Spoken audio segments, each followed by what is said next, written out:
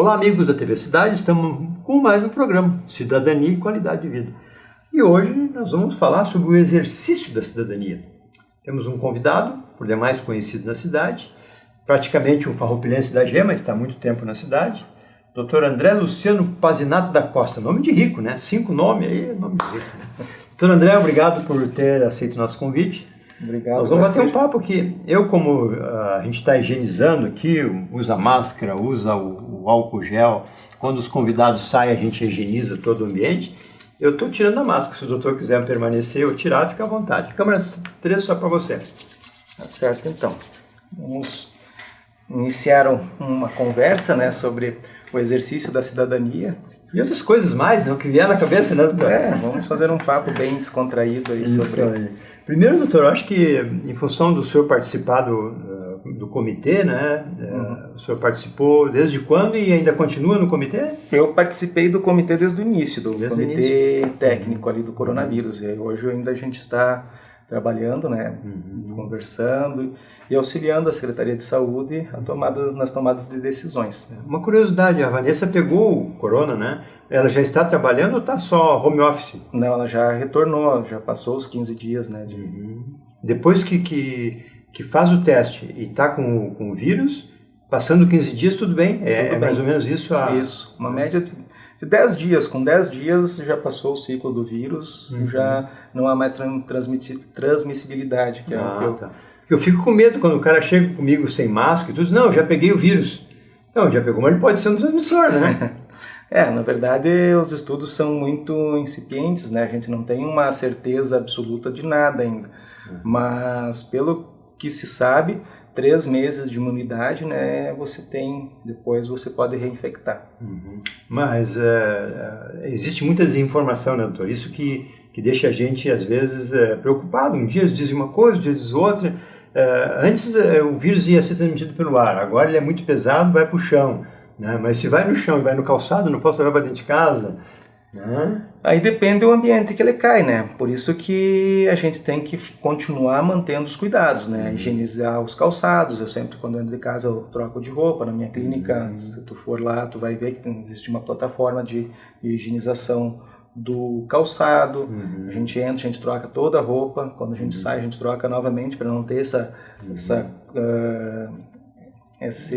transmissão, e essa mudança, né, de ambientes e de contaminações cruzadas que podem ocorrer nesse tempo.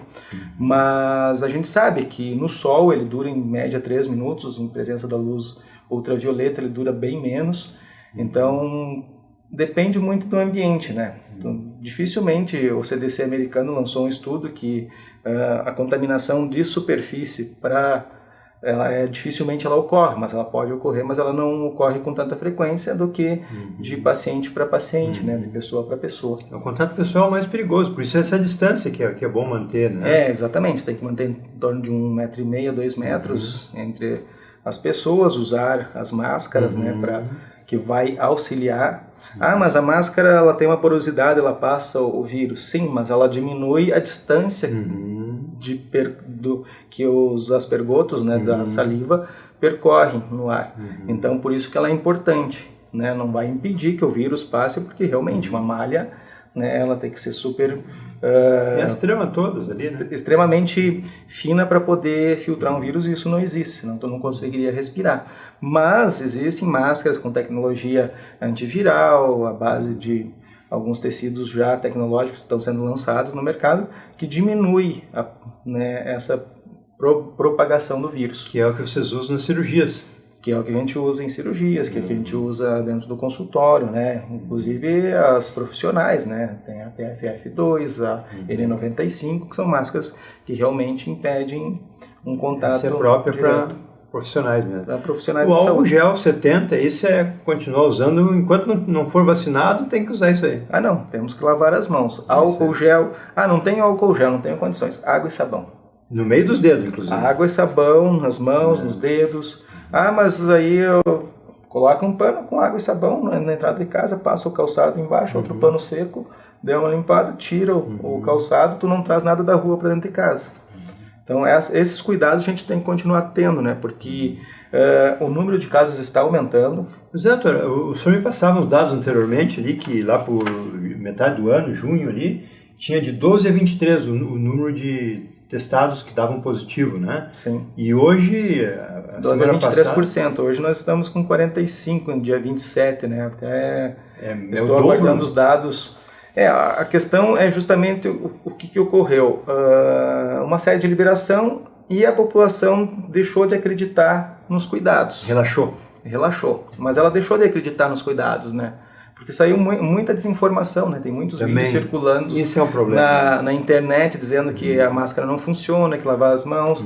Tem vídeos da teoria da conspiração dizendo que o vírus não existe. Então é um prato cheio para todas as pessoas. Qualquer gosto tem. Exatamente. Naquilo que tu quiser acreditar, tu encontra a teoria que tu quer. Exato. Então, o que a gente tem que pensar é o seguinte, realmente o vírus ele existe, ele é transmissível de pessoa para pessoa, e a única maneira de a gente reduzir essa propagação é a gente se cuidando, né? Usar máscara, evitando levar as mãos ao nariz, aos olhos, quando a gente está em ambiente externo, lavar as mãos com água e sabão, cuidar ao retornar para casa, né? Com os calçados, com as roupas que a gente usa, e tentar usar roupas diferentes nos diversos ambientes. E principalmente, nós temos que cuidar dos nossos idosos. Eles são os que mais sofrem com isso, porque são eles que agravam, eles que precisam de internação, eles que estão indo para a UTI e eles que estão indo a óbito. E que tem menos resistência, né? O jovem tem menos resistência.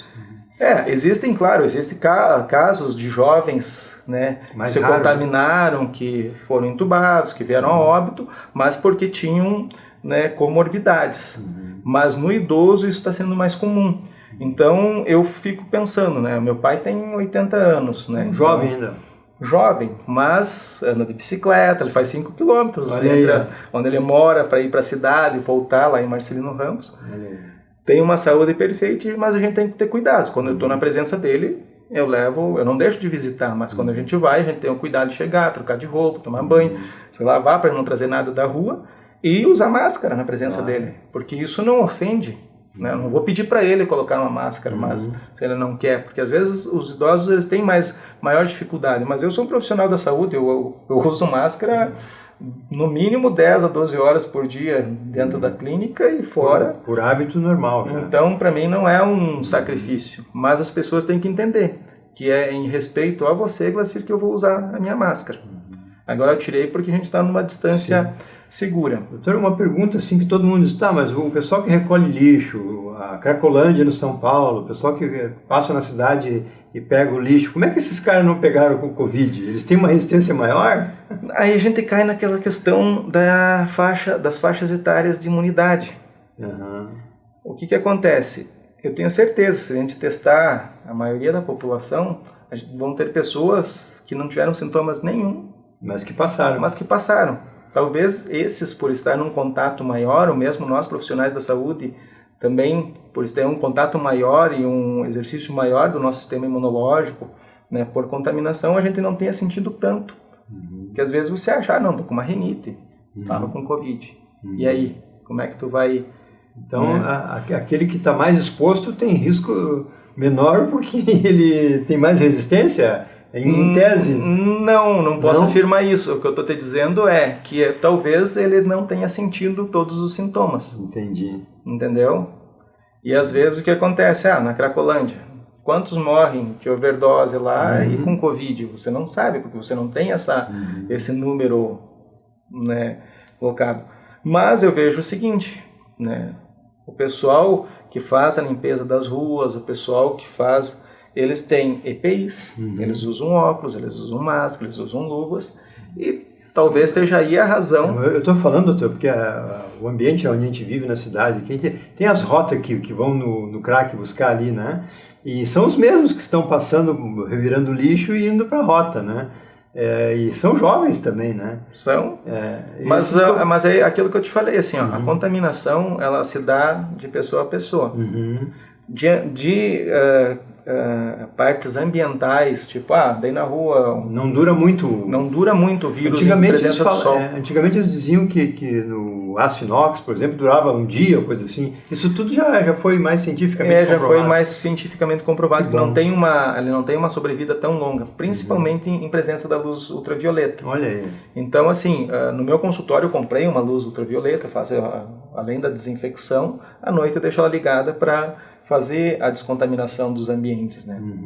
E tem a plataforma também, então isso são investimentos que a gente vai fazendo ao longo do tempo, baseado nesses estudos que estão demonstrando que o vírus é sensível a essa frequência de luz. Claro que tem as zonas de sombreadas, mas mesmo numa zona sombreada, o vírus vai sobreviver o quê? 24?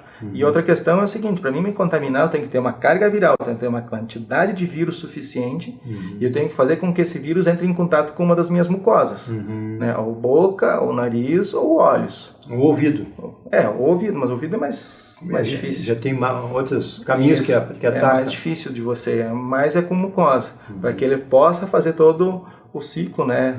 Entrar para dentro da corrente sanguínea e se distribuir pelo organismo. Um perdigoto só não seria o suficiente? Não. Tem que levar uma cuspida quase. Tu tem que ter uma carga viral. Porque um perdigoto, se tiver milhões de vírus, você vai se contaminar. Ah, tá. Depende de quantos vírus. Então a carga viral ela é importante. E estudos demonstram que quanto maior a contaminação, vamos dizer, quanto maior a carga viral, mais grave é o caso ele vai evoluir. Foi um tiro de 12. Exatamente. Então, isso também, porque o que acontece? Se tu tem uma carga viral baixa, você vai dar tempo para o teu organismo reagir. Uma carga viral alta, os vírus vão ter maior número, eles vão se multiplicar mais. Lógico, até para nós leigos que estamos acompanhando, né? O que a gente está preocupado mesmo nesse instante é justamente com esse aumento abrupto, numa época que a gente está entrando no verão, graças a Deus estamos entrando no verão, então a gente tem mais insolação, né, que é onde a gente teria que estar reduzindo comparado ao nosso inverno, né. O problema é a praia, que vai lotar as praias no final de ano. A questão é justamente essa, será que vamos ter praia esse ano? Não, já foi decretado que só poderia caminhar na areia. Hoje eu ouvi falar que não pode mais, né. Porque outra desinformação também, né? A gente está aguardando essas resoluções do governo do estado, mas a gente tem que entender uma coisa, né? Não podemos nos aglomerar, isso é uma responsabilidade nossa, não do poder público. Lógico. Então, a minha responsabilidade é eu manter a minha família segura. Como é que eu vou fazer isso? Evitando grandes aglomerações. E respeitar os vizinhos, né? Respeitando os vizinhos, respeitando as pessoas na rua, respeitando o distanciamento. Isso é o mais importante. Então, a minha consciência, né, que me leva a ter essa responsabilidade. Eu não gostaria de ser o responsável pela contaminação de outra pessoa. Como dormir depois, né? Não, e depois o que acontece? Me contaminei.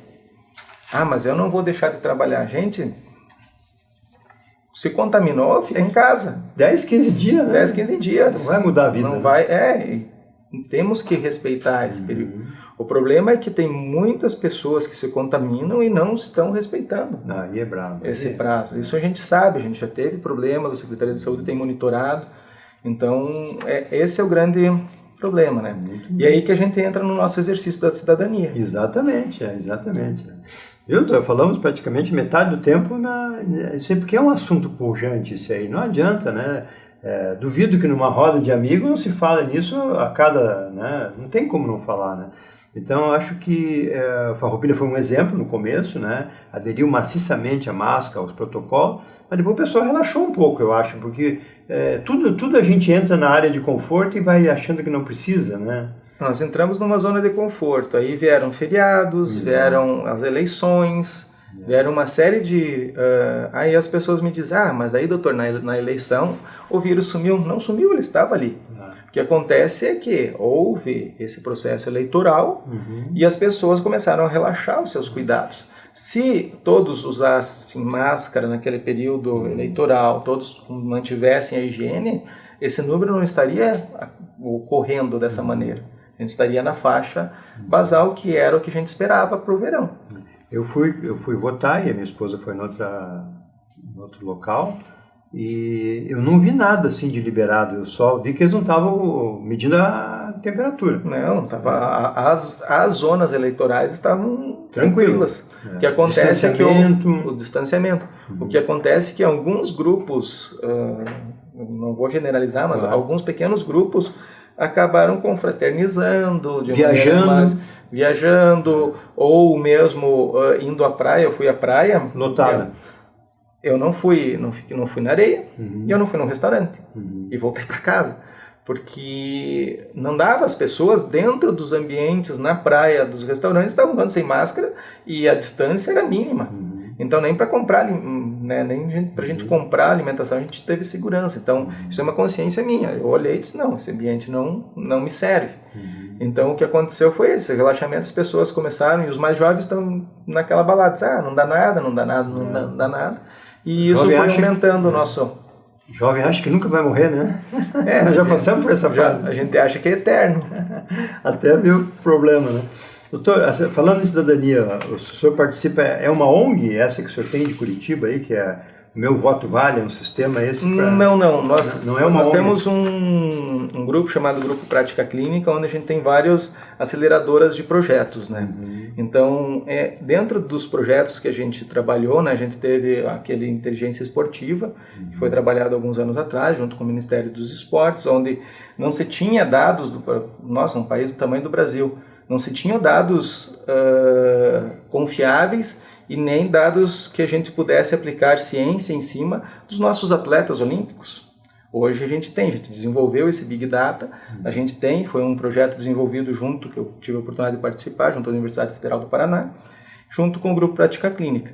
E dentro ali do Prática Clínica nós temos vários outros projetos, tem o Dental Science, tem um sistema de telemonitoramento, o Pulse também, que eu tentei trazer para a gente poder utilizar essas pulseiras de monitoramento à distância.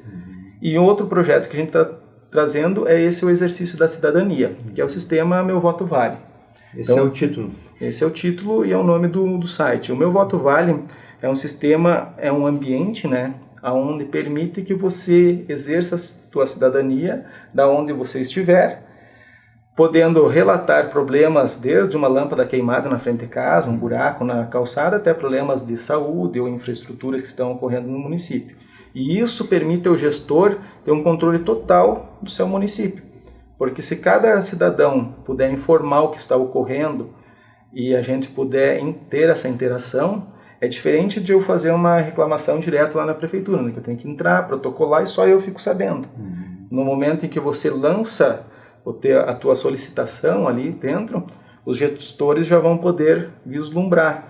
E o gestor está falando, né, na prefeitura, nos nossos excelentíssimos vereadores, que vão poder também estar lá e auxiliar a população sobre essas demandas, né? Inclusive ali consta o valor que foi investido para resolver o problema, né? Sim, ali essa transparência é para o gestor, né, e para o cidadão.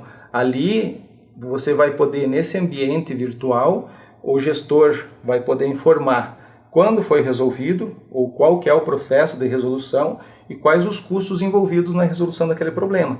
E aí a gente vai poder ter uma transparência, que é diferente do portal da transparência, onde você, cidadão, tem que entrar, tu tem que saber exatamente a informação que tu quer buscar lá dentro, porque é um sistema mais complexo. Foi feito para isso, né? Para o cidadão desistir.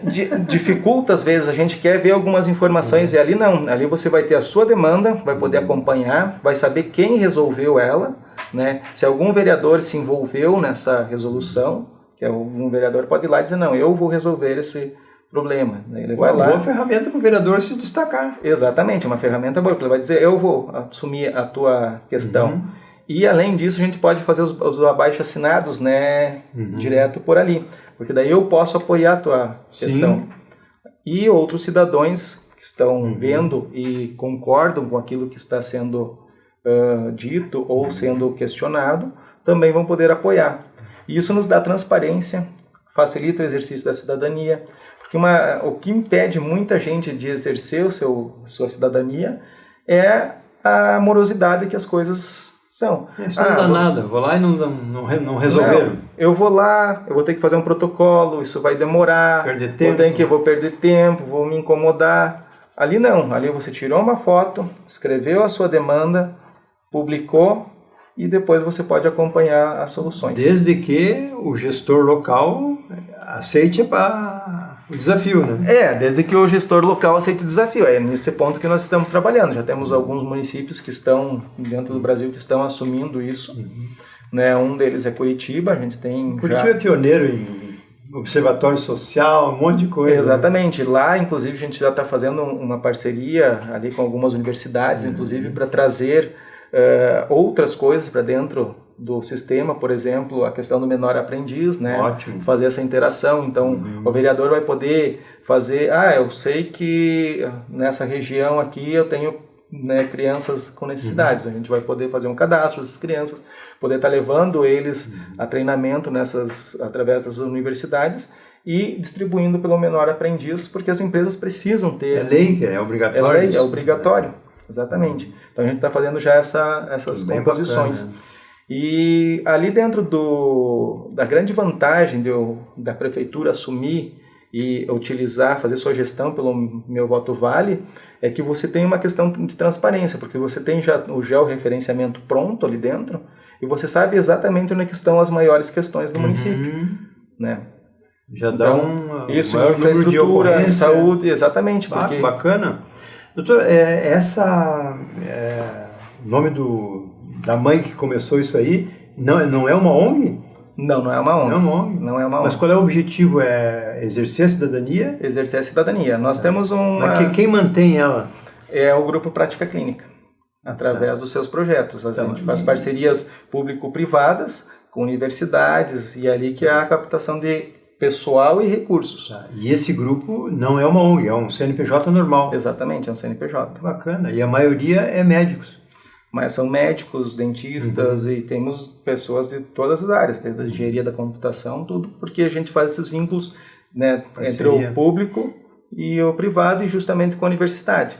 Quanto tempo tem essa grupo? O Grupo Prática Clínica ele existe desde antes de 2009, já estamos mais Passou 10 anos. De 11 anos. Vamos fazer uma entrevista com o presidente, então, do grupo. Sim, aí. Podemos fazer. Agora, hoje em dia, o Zoom aí dá para fazer tudo, né? Não, passou a falar, contactar com o doutor Alcione, só a gente agendar. Legal, pode fazer a ponte, nos interessa isso aí, nós temos que divulgar mais. Todas essas coisas que são em benefício do cidadão, a mídia, de um modo geral, teria que trabalhar para os governados e não para os governantes, né? Que é a grande questão hoje, né? A RBS está aí com essa polêmica toda aí, e eu acho que os dois lá vão ter que dançar, porque a RBS está perdendo o patrocínio que mantém a empresa, né? É uma questão complexa no sentido de que eles estão se utilizando de recursos públicos e privados para impor a sua maneira de ver o mundo, e não é assim que se funciona, né?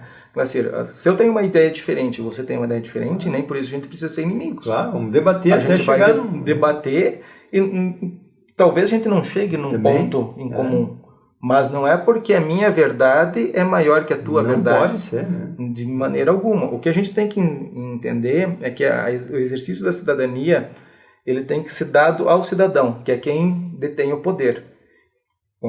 De voto e de pagador de impostos. Por isso que se diz que na democracia o poder emana do povo e deve retornar ao povo. Isso está na Constituição de 88, mas até hoje não foi cumprido. Mas aí que está. Por quê? Porque a gente não temos voz. Né? Para você ter voz, você tem que entrar na política, você tem que angariar votos, você tem que estar na linha de frente.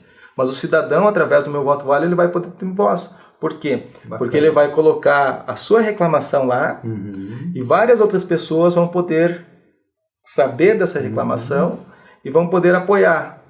E aí o poder público também vai saber dessa reclamação e vai poder olhar e dizer, não, olha, nós estamos com um problema grave aqui na esquina da 13 de maio com a Júlio, por exemplo. Estou chutando ali. Que é a sinaleira nova lá na Marechal Deodoro, né? Tá todo dia dando acidente e antes da sinaleira não dava. Quer dizer, alguma coisa está errada, né? Nós temos um problema grave ali.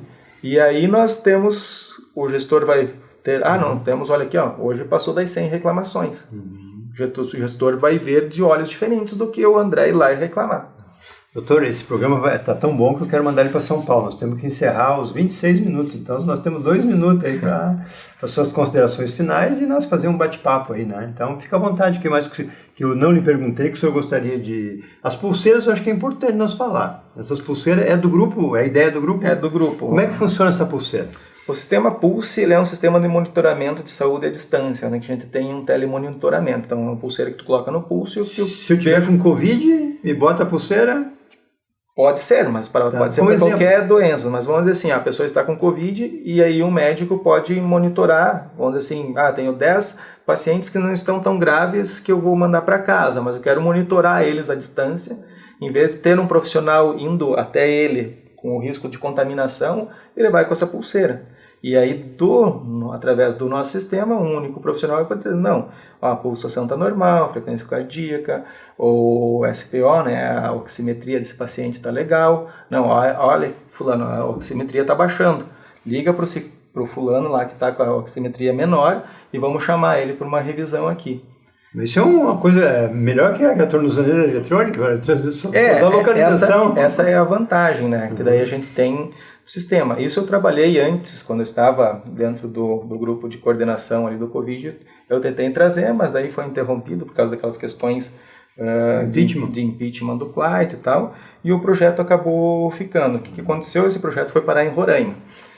Está funcionando lá. Está funcionando lá. Você tem ideia mais ou menos qual era o custo disso na época por pulseira? Era zero para o município, eu trouxe a custo zero. E aqui não aceitaram na época? É que o que ocorreu? O novo gestor entrou e mandou toda a equipe embora e o projeto eu tentei até passar adiante, mas ninguém... Não foi adiante? Não foi. Para Roraima foi de graça também as pulseiras? Foi de graça. Mas pelo amor de Deus.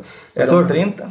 O seu oi final aí para nossas câmeras, agradecendo mais uma vez a sua presença. Marcelo, muito obrigado pela atenção, né? Muito obrigado pela essa oportunidade de estarmos aqui conversando. Esperamos retornar. Com certeza. E quem puder entrar no site, nós vamos deixar disponível, né? Sim. No Meu Voto Vale, fazer o seu cadastro e já começar a colocar suas demandas.